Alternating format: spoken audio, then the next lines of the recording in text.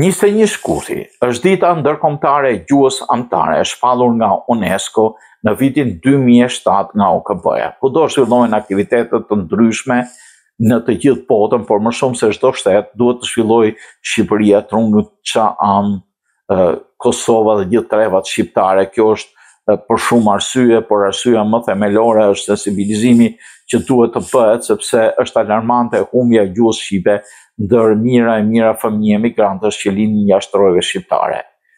Zëri ynë për gjuhën shqipe nga Alba Live ka qenë sensibilizues në media, në klasa dhe prindërit parakombit e ka sjellë kënaqëri të lishme në disa foto që po i shihni nga puna dinjitoze dhe plot përkushtim e mësuesve të nderuar shkollës shqipe Alba Live, e cila në 17 vite jep mësim shqip fëmijëve emigrantë në diasporë në gjitha qytetet e New Yorkut dhe online.